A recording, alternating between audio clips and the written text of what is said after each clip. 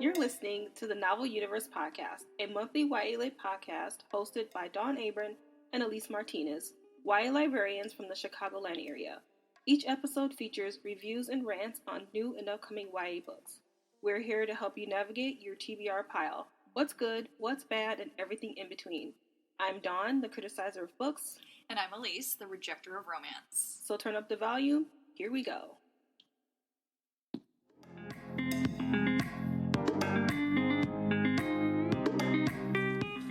Hello and welcome back to the Novel Universe. And today is our August predictions. But we're going to start with our top 10 fantasies of the decade. Since the decade is coming to a close pretty soon, we thought it would be fun to kind of review the decade of YA fantasy. Because it's been a good one. Yeah, fiction in general. And we're just going to start with fantasy. And so this is a cumulative list between myself and Elise. And it is books that we have both read at least one of. Some of us have read all of them, some of us have not. And we kind of chose, if we liked all the books in the series, it ranked higher than if we liked one, but then the rest of them fell off, then it ranked lower. All right, so we're going to start with number 10. Number 10 was the Ember in the Ashes series, if that's what the series is called. But it's Sabaa Tahir's Ember in the Ashes is the book one. This book, I remember reading this. I got it in, we got it in the mail in an art box that we get from our distributor, and it was like, it just jumped off the page. The characters were great. The plot was different. I think one of the strongest elements of this series was the commandant, who's the main villain. Almost said the main victim. The main villain in this series. She was awful, but like she was sympathetic at the same time. She was nuanced. You could understand why she made the choices that she made, but not necessarily like obviously agreed with them. But anyway, yeah. Yeah, we get a Baker and Taylor, which is our book distributor. We're librarians, FYI, and we get a box of ARCs, and this came in the box. I don't even think it had a cover, No, it didn't. But it had a lot of like blurbs from booksellers, and so we're like, I was like, let's check this out. If a book has a hint of hype, we're all over it. We have no original opinions. I mean, I do, but I don't. I do like to be sucked into the occasional hypey fantasy, especially if it's fantasy. I'm always about that. So yeah, I'm all about the hype. If it's hypey, I'm gonna read it. But this one had just a plain cover. And I started reading it just because it was there, and I started to really like it, and I made a lot of my other coworkers read it too, and it became a happy surprise. I really like it when we're back, like, thumbing through those arcs, and and then you find a gem. Yeah. It doesn't happen very often. No, it doesn't. And a lot of these actually fit. To this day, so this book was published in 2016? Something 2015? like that. We met her in 2015, so I think her book came out later that year. Okay. To this day, it is now obviously 2019, I still open each art box with that expectation. Yeah. Where's my Ember in the Ashes? Yeah. So this book really made its mark on us. The reason it's at the bottom of the list, however, is because I lost interest during book 2, and Dawn did finish the series, and I guess I'll let you say. There's still another book left. Oh, right, that's right. See, this is the thing. 4. It's like, the series has been a little all over the place. When she first published it, it was not a series, but I think that's because she had to say that because she didn't necessarily like have that like deal tacked down, which is fine. That's the way things work. It's okay. But yeah, I don't know. I won't go too far into that, but like, if you follow her on Instagram, it's clear that she struggled to like push out the last couple books in the series. So, yeah, I really liked the first one. The second one, I did not like what happened to Elias. Third one, yikes.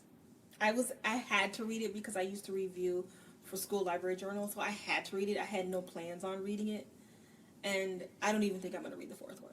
So that's why it's number 10. Yeah, but the first book was so good, it had to be somewhere on the list. All right, number 9 was His Fair Assassin. That series is by Robin Lefevers. I think there's 4 books in the series. 3. Courting Darkness is an offshoot. Okay. I'm considering that part of the series. Yeah. 3 books in the series. This one was unique as well. I don't personally, now that I'm like going back on my opinions about this, I don't really think that this is a YA fantasy series. But we're including it because that's how it was originally. It is marketed. YA, but I've said this before. I think Robin Lefevre knows that adults read her books, and so I think she writes for the adult YA enthusiast. Agreed. Like, her characters may be of the young adult caliber, but I don't think that's the audience she is trying to, like, reach necessarily with her books, but they are incredibly enjoyable if you enjoy, you know, historical fantasy, so fantasy that takes place in a vaguely familiar or based in real, like, setting. And so this one's, like, 15th century France, specifically Brittany, which is kind of what drew me to this story. Book 1 is okay. Book 2, which is called Dark Triumph, focuses on one of the better characters, one of the more interesting characters, who actually... Well, it follows a group of assassins. Or are they all assassins? They're nuns. They're nuns. Yeah, they serve the god of death. And they get up to hijinks. Get up to hijinks. So, yeah. Oh, yeah, they do. Yeah, I like the series a lot. I think I picked it up on a whim. I think it was on a list, like BFYA or something like that. Mm-hmm. And I just read it, and it's mature. It is, yeah. It is. She writes quite mature books. In the first book, the main character, her speciality is essentially her body. Like, she uses her sexuality to further the god of death's agenda. Yeah. So, book 2 is more like mainline assassin. But it's all pretty dark. Mm-hmm. There's some... Oh, yeah. There's some sexual assaults and incest, and it's a dark book. So that's why we think it's kind of written for adults who enjoy YA. All right, number 8 is The Thief by Megan Wallen Turner. Is that what the series is called? No, The Queen's Thief. Hand? The Queen's Thief? The Queen's Hand. I'm sorry, that's Game of Thrones-ish. The Queen's Thief. Yeah. Megan Wallen Turner. This book has 4 books in the series? Too many. I think it's 5. I read all of them. I did not. I read books 1 and 2. We picked this up because the series received some hype a few years back because the last book in the series was being published, or a prequel, I can't remember. And we decided to start from the beginning. And this book took us by surprise. It was like this quiet, subtle thing that doesn't scream read me. Mm-hmm. The cover is horrible. They're paperbacks. It's old too. It was published in the 90s. You know, and we're reading this like, this is freaking genius. It was like, the action was interesting. The main character was this like scrappy, you know, asshole, but it made sense. It wasn't like gratuitous. I don't know. It was just like, it was fantastic. And I obviously lost steam because I tend to do that. I'm horrible at finishing series because I'm so afraid of that like letdown of, that didn't go the way I wanted it to. But I definitely recommend this. I don't. So, it was a Newbery. Was it a winner or an honor? I can't remember. Newbery is an award, a very prestigious award given to like middle grade books, and I did not see this as being a middle grade book only because it was quite mature. I don't see a 10-year-old sticking with that book. Well, here's the confusing thing about that book is that it reads exactly like a middle grade. It has a slower pace, but the story itself is interesting. It's really hard to explain, but I got the same kind of, like, emotional tone that I got when I'm reading, like, Ella Enchanted or something. Just, like, a very straightforward story. It's short, you know, it's, like, 200 pages or something. But the content is a little bit more intense than what you would assume to encounter in a middle grade fantasy. And as you progress... It's not kiddie. Throughout the series, it's like a miniature Game of Thrones. Mm-hmm. It is very... It's a lot going on with a lot of characters. And I'm like, how is a middle grader supposed to stick through this book? It kind of reminded me of the Squire's Tale series, which is a really popular series by, what's that guy's name? But those are really popular middle grade books. It read exactly the same. Like, really good plot, funny, scrappy main character, but definitely, like, solidly middle grade. Yeah. Okay. All right, number 7 was the Raven Boys series. Which, that's not what the series is called, but the Raven... I think it is. I think they tried to play with the name. Anyway, you know what we're talking about. Yeah. The Raven Boys by Maggie Stiefvater, that series is fantastic. This one I did finish, shockingly. And this series ruined series for me because I didn't like how it ended. But I I will say that now I have that context, I want to go back and reread them and just kind of approach it with a fresh mentality. But this one was fantastic because, again, that mixing of, like, historical fantasy, realistic paranormal, just the genre blending that she does in this book was really successful. Yeah, we read this book for a young adults who read young adult book club. This was our first. Was this our first book? This was the second or third book, but it was my first book with the group. Okay. And you may have joined that month as well. All right. Okay, that may be it. Yeah. I didn't like the first book, but I think it was just because it wasn't what I was expecting. The premise was she kisses a boy, he'll die, but that is not what the book is about at all. And so I kept waiting for that, and that wasn't what was happening. And when we were preparing for this podcast, I went back to the Goodreads I think I was trying to find the name of the series. And they have completely changed the way that they're talking about the book. So the first thing that you're introduced to is the Glendower mystery, which in fact is what is the central driving force of this novel. Not whether or not Blue kissing her true love and if they're gonna die is the story. It's not. I don't know why they decided to sell it that way. I mean, this was years ago, so that was when like romance was still, the driving force behind YA. But this book is way more serious than that. Way. It's quite mature. Once again, we have a tough time finding the right teen to read this book. Oh yeah. We just had a girl we've known since like 7th grade, and she's now a junior in college. And I gave her that book, and she couldn't get through it, the first book. So it's for older teens. Yeah. It's a lot going on in the book, but it's a great series. So if you haven't started it, and you're looking for a really good fantasy paranormal series, then The Raven Boys is a good series to start with. Yeah. Number 6 is Throne of Glass by Sarah J. Maas. We all of us got through that, believe it or not. The reason that this one sits solidly in the middle is because there are series that are better. Yes. I enjoyed most of I think there's only one that I did not like, and I want to say was Empire of Storms. The last I think one? I gave that a 4. No. Oh, the second to last? Yeah. I liked Empire of Storms, but that was the only book that I feel that she did not necessarily like curate her own content. What I mean by that is, I remember telling you all the time, the constant references to literally like the same Star Wars, Lord of the Rings, The Hobbit, all of that, like those like kind of core archetypal fantasy stories she really leaned heavily on in that book, and it kind of began to bother me after a while. Mm-hmm. If you're someone who's familiar with those stories, you're going to be like, I can't help but draw that reference and see that in my mind. Yeah. And so that kind of bugged me. Luckily, they're stories I loved, so it didn't necessarily like confuse or detract from the story. But yeah, that wasn't her strongest. Was it book? I mean, Air of Fire was really difficult to get through, but that was when we, I think, started to get the meat of her story really expanding. So it's a trudge, but it's important. Yeah. But the reason that I say that this sits in the middle of of our list is because I don't know.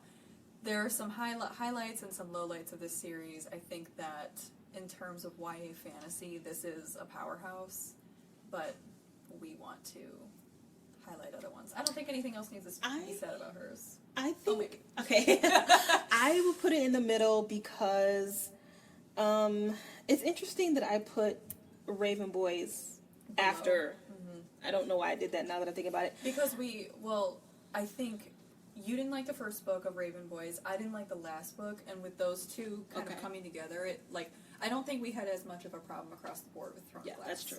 Those were more even-tempered books in terms of how we liked them.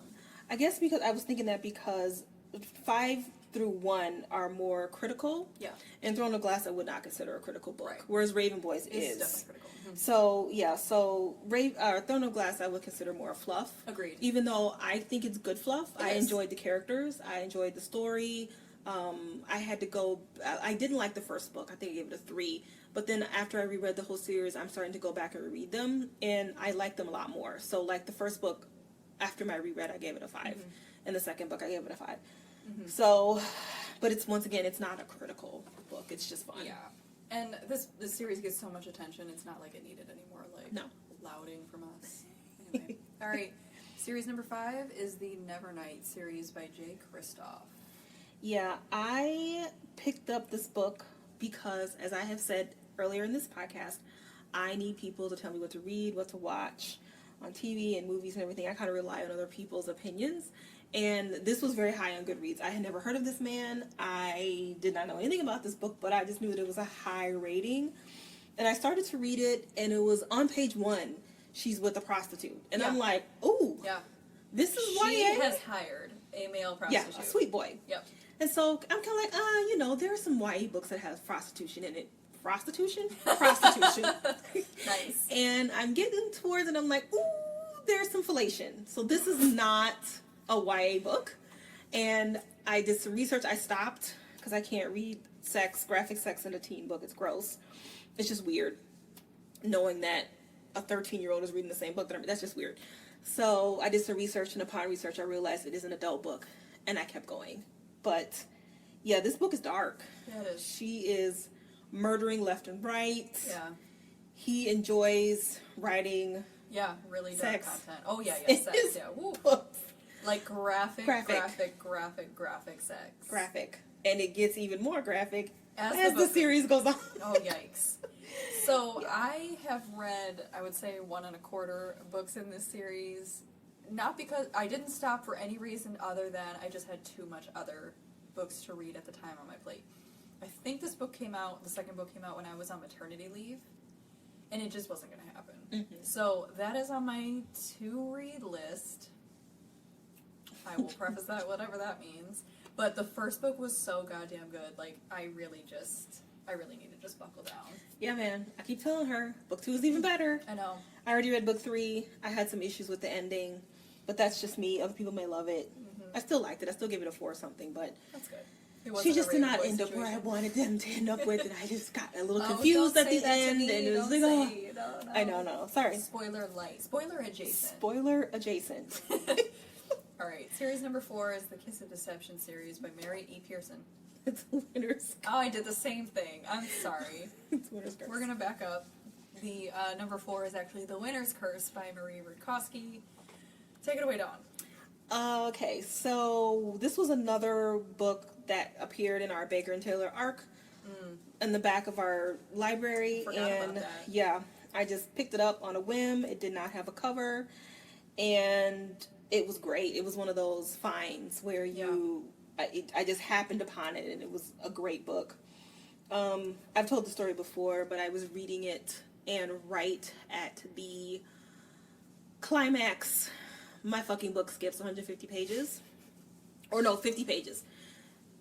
50 pages. I was like, because it's closer to the end. Yeah, it's like right in the middle. Right. 50 pages, so yeah. And I was yelling and screaming and throwing a fit, but the publisher sent me a new arc. So that was a lasting impression. Yeah.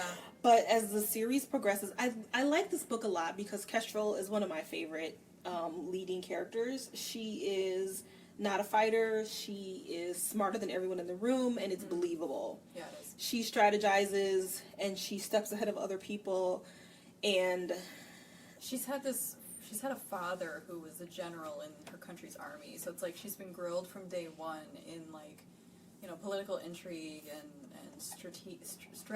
strategery. Just all the things that he would hope to pass on to her in the hopes of her becoming the general. So, yeah, like, it rounded out her character, and she admits that that's not the, you know, the path that she wants to take for herself. And to this day, this is probably the best, if not one of the top 3 romances I've ever read in a YA novel. That first book had me going crazy. It was like I was pacing my living room, finishing this book. The tension was unbelievable at the end of that first book.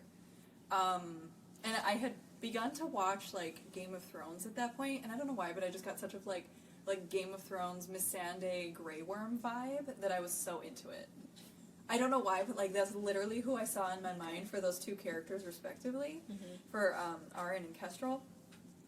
And I just ran with it. It worked for me. Yeah, it did. But unfortunately, the 3rd book in this series, this one we both finished, the 3rd book got a little boring because the inevitable conclusion of Rudkowski's story is that they go to war, you know, and so all of that, like, political drama and the war intrigue and the war strategy just really, like, made me glaze over. Yeah.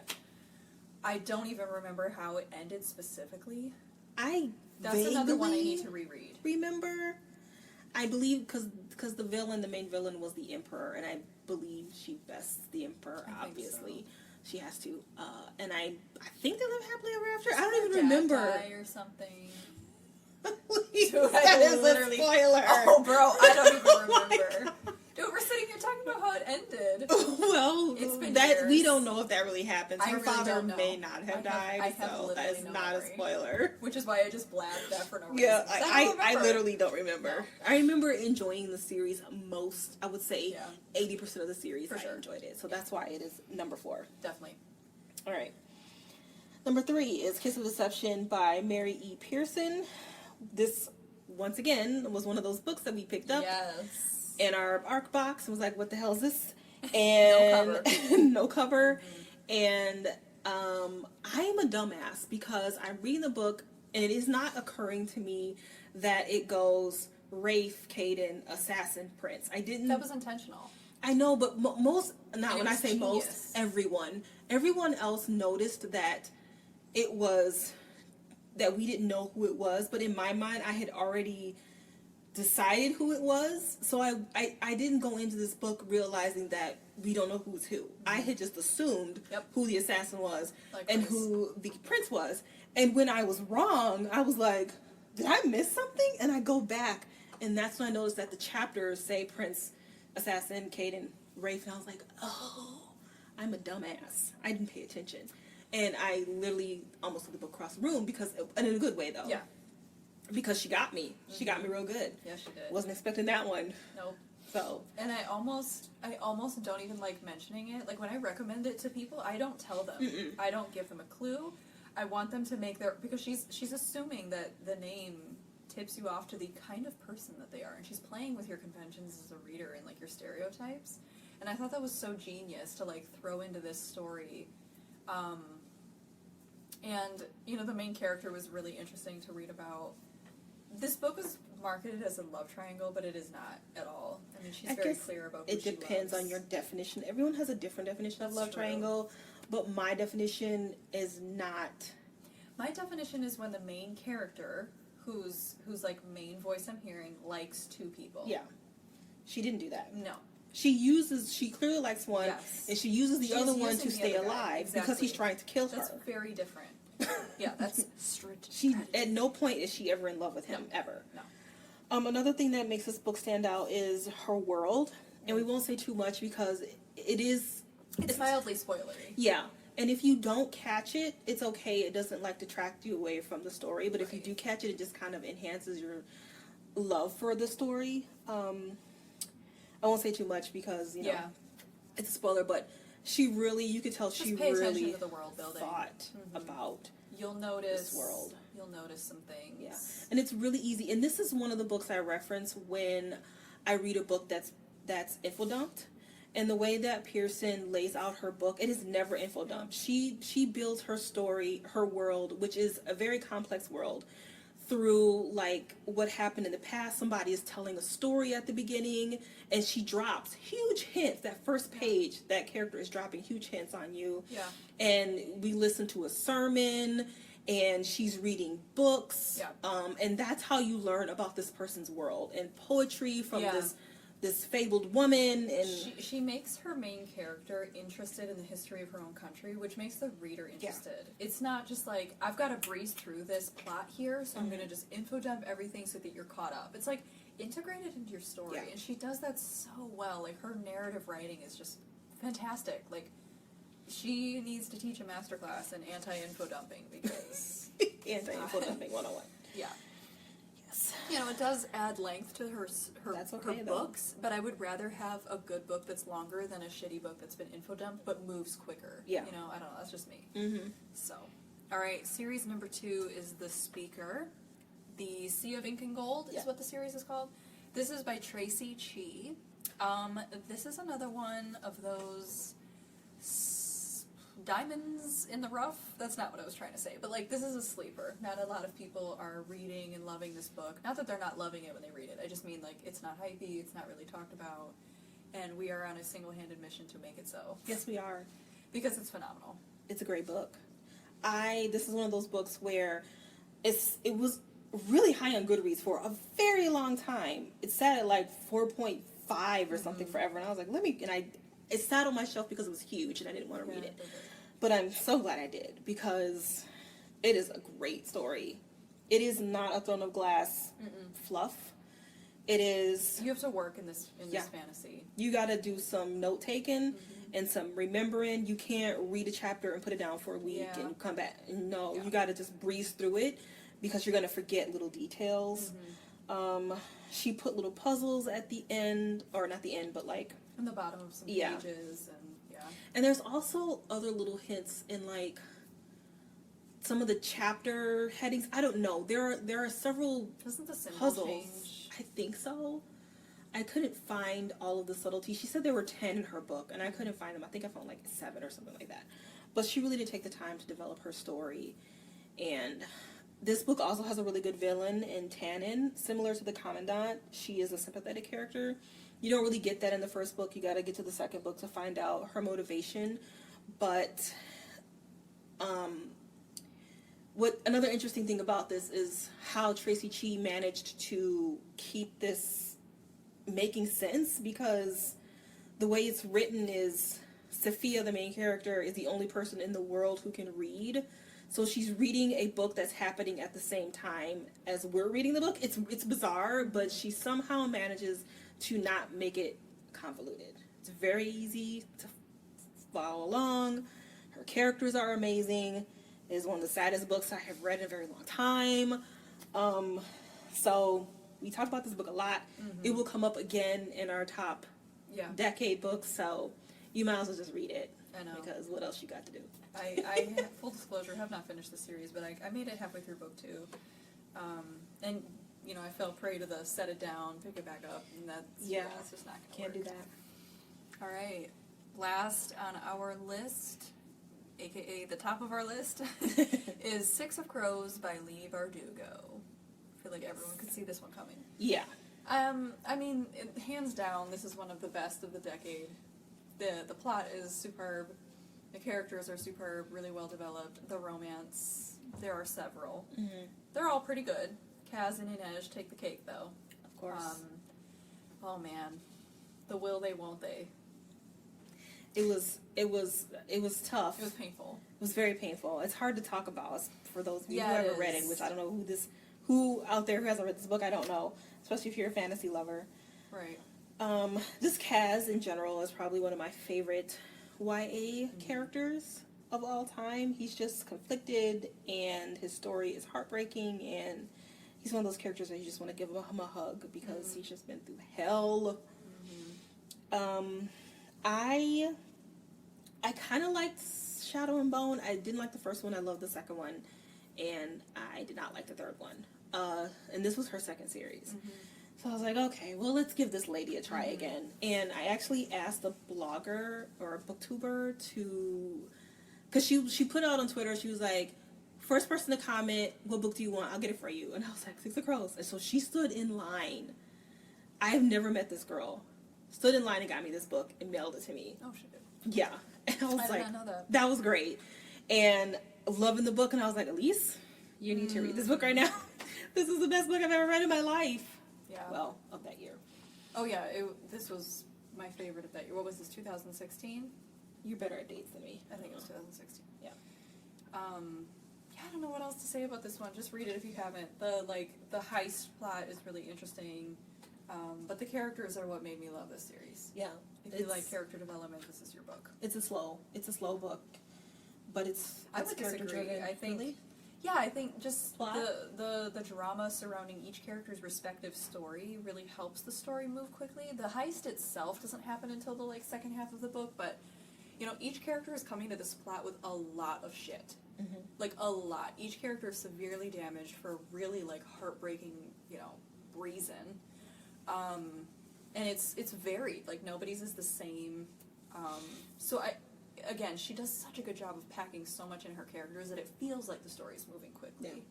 Yeah. The plot itself may not be, but yeah. All right, well that is our top 10 series of the decade. Let us know if you agree.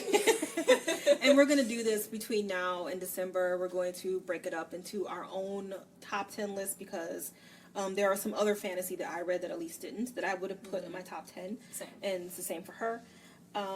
We'll also do like favorite realistic fiction if we can come up with 10. Yeah, we can. It might be tough.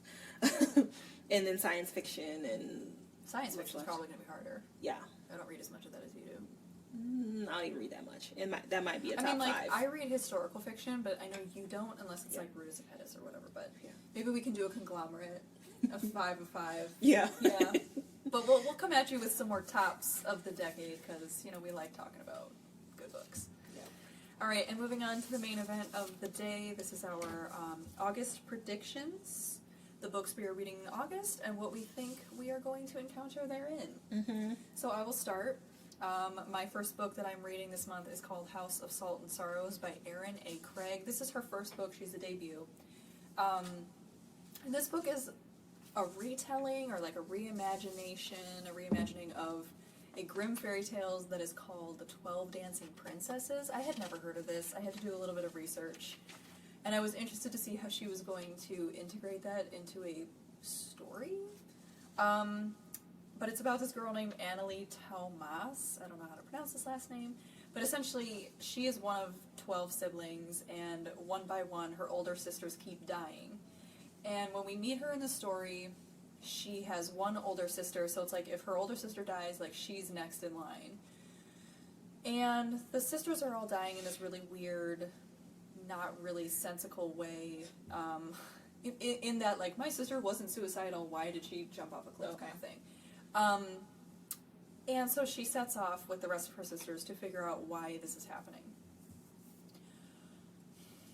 You didn't read it yet, though, so what's your prediction? Yeah, so my prediction is, you know, I don't know, I'm always really, my pause is because I'm always very hesitant about, you know, debut fantasy authors. You know, and as you have pointed out, if a book is less than a certain amount of pages, it can bring some pause. It gives me pause. So for this one, I'm gonna predict a 3.5 stars. Just because she's a debut, I'm not expecting a ton in the way of character development. But what I'm really hoping for with this one, the reason I want to read it is because I'm hoping for like a really horror-filled, like grotesque, dark story. The setting sounds like it lends itself perfect to that kind of story. It's like this craggy rock city that's like constantly being battered by rain, and like it's this ocean town. So I'm really looking forward to a dark story. The rating on Goodreads is still above a 4, so hopefully the author can pull out some decent character development too. All right. So that's my prediction. My first book is Hello Girls by Emily Henry and Brittany Cavallaro. I'm going to predict a 4 based on, I like Brittany Cavallaro's writing. I have not read anything by Emily Henry.